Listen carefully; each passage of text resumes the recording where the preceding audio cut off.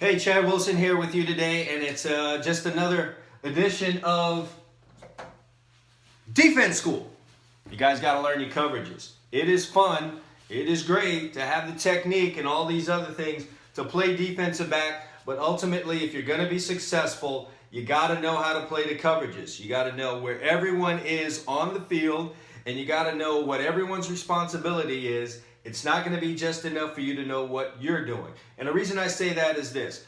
It's great for you to know your responsibility, and that will help you know what to do. But sometimes if you don't know what other guys on the field are supposed to do and where they fit in the defense, it could trick you in to trying to do the job that someone else has. And then that puts you out of position. And when you're out of position, that puts someone else out of position. And it's a whole domino effect. So today we're going to talk about cover two. Cover two. It's a very basic coverage that is run at all levels.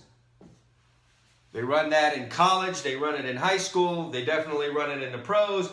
And you know what? They're even running it at the youth level right now. So we're going to just use a very basic formation, a very common one that's used nowadays since everyone is running spread formations. And we're going to use what is known as a doubles formation. Why is it called doubles? Because there's two to the right and there's two to the left. Okay, very simple. Doubles formation. So we're just going to write that up there. Cover two versus doubles. Versus doubles. All right, and then we're going to draw a very basic 4-3 defense versus this doubles formation. So we've got an end here. We've got a nose tackle here, we've got a tackle here, and we've got an end there. So you see how we've set that up. We've set the defensive front, okay? And I don't want to get into, I'm not going to get too technical on what kind of front this is. Just know that that's the front we've set up. We'll talk about that at a later date, but right now that's not important. We've set a front here, all right? In the middle, we have our middle linebacker, okay? This is the strong side because of the back. Again, we're equal. It's doubles formation. Two to the right, two to the left. So how do we determine our strength? We determine our strength by what side the back is on. The back is to the right side of the offense, the left side of the defense, so it's strong left. Because again, the defense is facing the offense, it's strong left. So your Sam linebacker is right here. If your Sam is on the strong side, your Will backer goes to the weak side. And then we have our cornerbacks outside. Our strong safety to the strong side of the formation, and our free safety to the weak side of the formation. Okay, let's quickly talk about what the defensive line's going to do. Let's just put them all trying to penetrate the gaps that they're lined up over. Get that out of the way. Defensive ends coming off of the edge, trying to put a little pressure in this pass situation that we have. Okay, nose tackle, trying to split the double team that he's probably going to get if he's a good nose tackle. And that's going to be between the center and the guard right here. He's probably going to get a double team. He's trying to go through that gap. And then we've got the tackle, who's going to probably get blocked one-on-one by that guard. And if he penetrates through, maybe this running back will help if he's not out in a pattern. But that's besides the point. So let's talk about what happens out here on the edges. You will see a lot of times out here on the edges, the cornerbacks think that they have the flat only. You don't have the flat only, okay? That's where a lot of people get this coverage wrong. What happens in cover two is, and you got to know this, is that there's a read going on by these cornerbacks. And what are they reading? They're reading the number 2 receiver inside. Why is he called number 2? Because in football, when you're playing defense, you're counting from the outside in. So this is the number 1 guy, the one closest to the sideline. Then you go inside, that's the number 2 receiver. Same thing on this right side. The widest guy is the 1 receiver. The next guy inside is the 2 receiver, okay? So, cornerbacks are reading the number 2 receiver on both sides. They're reading the number 2 receiver. What they do depends a lot on what that number 2 receiver does. First and foremost, though, in most cases, if you're playing a hard cover 2, and I do prefer that, be physical. Being cover 2 is best when you're rerouting receivers and being physical in it. All right, so the first thing you need to do outside is get a reroute on this guy, okay? Cornerbacks, get your hands on that number 1 receiver, Okay? We can talk about technique in a different segment. All right? But the number one thing is get your jams on these guys outside. Okay? So at first you're lined up, your eyes are inside, you're looking at number 2, the ball is snapped, you're sliding, read number 2. When number 1's getting close to you, got to get your eyes to number 1 quickly. Get your hands on him. Once you've gotten your hands on him, look back inside and read what number 2 is doing. Okay? If number 2 were to come out to this flat right now, then yes, you do have the flat cornerbacks. Okay? You do have the flat. So you would take this, all right? Hopefully you've gotten a jam and rerouted this number 1 receiver inside, because that would be the preference. Squeeze him inside. And the reasons why you don't want that is because, the reasons why you want him to go inside is because you don't want to have your safety running that far, okay? You want to make things a little bit easier for your safety to your side of the field. So if number 2 goes out, you are in the flat cornerback. Let's say on this side, this number 2 receiver is running street. He's straight up the field. If 2 is up, okay, which is this, up, he's up. If 2 is up, cornerbacks, then you're up. Okay? If 2 is up, you're up. So, irregardless of what this number 1 receiver is doing, if 2 is up, you're up. So let's say in this particular example, your number 1 receiver runs a hitch route. So he stops. In a normal case where guys think they're in the flat only, they're going to stay right on that number 1 receiver and be all on top of that hitch route because they think they're only in the flat. And then what happens is the number 2 receiver breaks out here on a corner route. It becomes very difficult for your safety to get over there, and the quarterback throws the ball on the line in that hole right there and completes the pass. And that's giving up a weakness in the cover 2. So what happens is you see that 2 is up, running up the field. Cornerback, you will try to get your jam on number 1. If he runs a hitch, you yell out, China, and then you sink back, waiting for that corner route that typically comes, okay? This over here, hitch and a corner route is something known as a smash concept.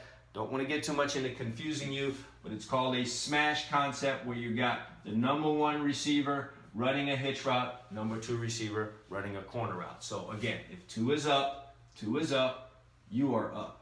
Get your jam. If he stops, sink back with it.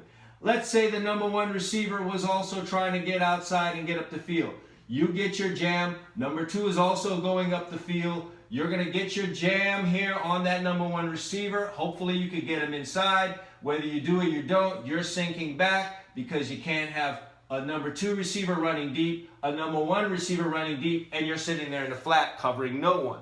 You get back and help with number 1 so that at the very least, even if this number 1 receiver gets behind you, cornerback, the fact that you're going back means the quarterback has to put some air on the ball to get it over your head, and that gives your safety a chance to get over there and make a play.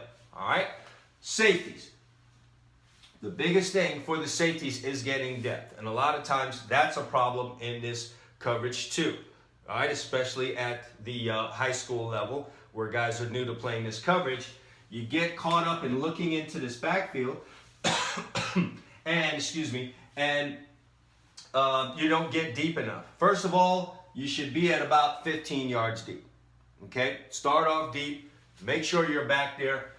Everything else underneath is going to be handled by these guys. We don't need you 12 yards getting sucked into what's happening underneath here. Your job is to be deep. Okay? So, free safeties. First thing you want to do, strong safety. First thing you want to do, start backpedaling on that hash. You don't run off, you don't weave off this hash right now and open up a big gap in the middle of the field, okay? Got me free safeties and strong safeties? You don't open up wide right now and open up a big gap here in the middle of the field so that one of these guys can go run a post, catch it, and go run all the way for a touchdown.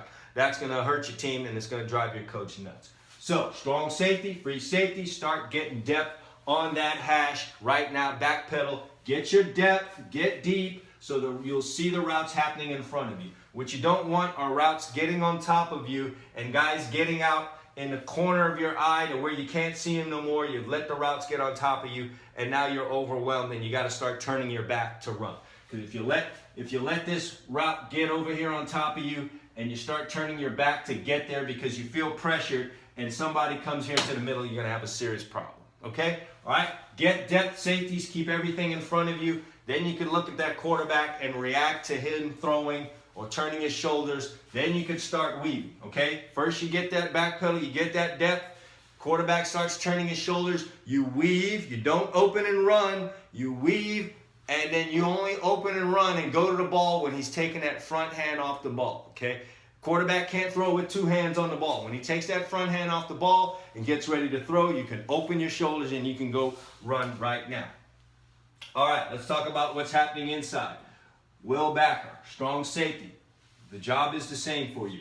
You want to get your reroute on this number 2 receiver. Okay, get your reroute. You want to disrupt him. If this guy's going to try and go deep, you got to make him start and stop again, or at the very least go way around to get to you. It disturbs the timing and the spacing of the route concept. Okay, big thing that you got to do there. So you need a reroute, Sam. You need a reroute, Will. You got to do that.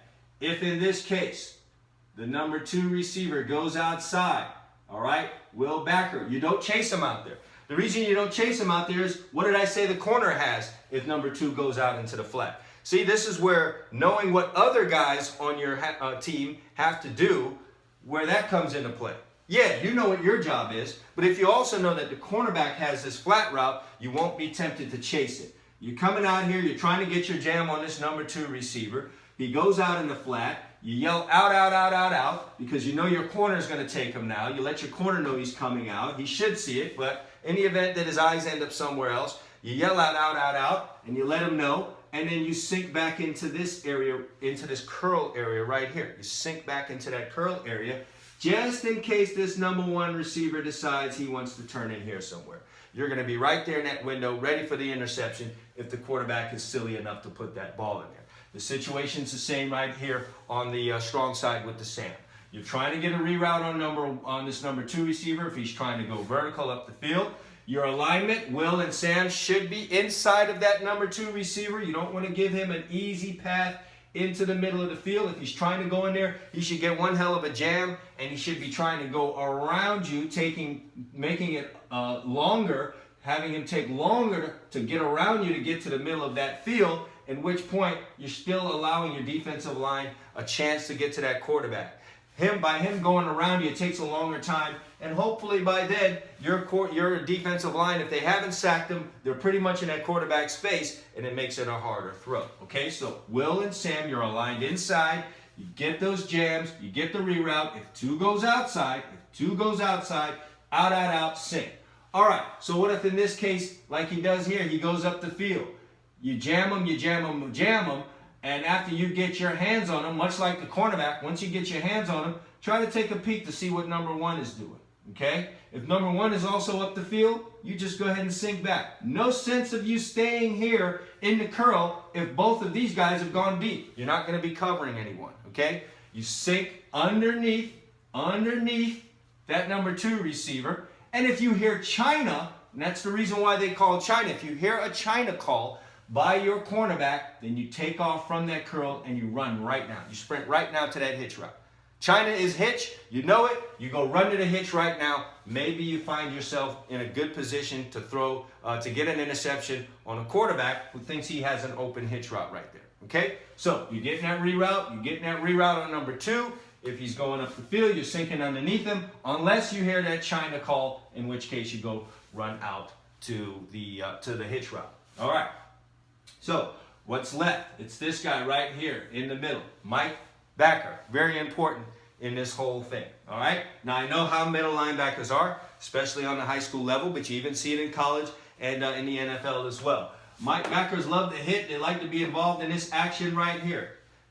You can't be like that in cover 2. You'll ruin the whole integrity of the entire defense. Okay. So Mike backers, what you're doing is you're reading the triangle, or basically you're reading these 2 guards and you're reading this center. If they pass set, okay, which you know what a pass set looks like by now, they're drop back and they're pass setting, you know it's a pass, then your job now is to start sinking to this middle of the field. And by sink, guys, I don't mean run 5 yards and do what middle linebackers do and then just stand here and wait. You can't do that. Because if you run 5 yards and you stop and wait, and one of these guys happen to get in back here behind you and split these two safeties who are getting depth, that ball is going to be thrown right there to the post route. It's the easiest play for a quarterback to make. So don't go 5 yards and stand there and squat and wait. All right? Don't do that. You got your pass read. Get yourself deep. Get yourself underneath. So if that quarterback wants to throw that ball to that post route, he's got to put a tremendous amount of air under it, and it gives the free safety or the strong safety time to get to the ball. All right? So we got it all. Cornerbacks, jams, Will, Sam, jam, read, Mike backer, read, pass, run. And if it's pass, get yourself down the middle of the field. Free safety, strong safety. Get your depth. Get your depth. Super important. You're being counted on by the rest of this defense to be deep. Be deep. Don't take 3 or 4 back pedals and stand there and wait. That's not your job. Get your depth. Keep the routes in front of you, and you can react downhill to everything. That's your cover 2. Run it like this, and I guarantee you, you're making plays all day, whether that's Friday, Saturday, or Sunday. Cover 2 here on All Eyes DB Camp. Thanks for listening, guys.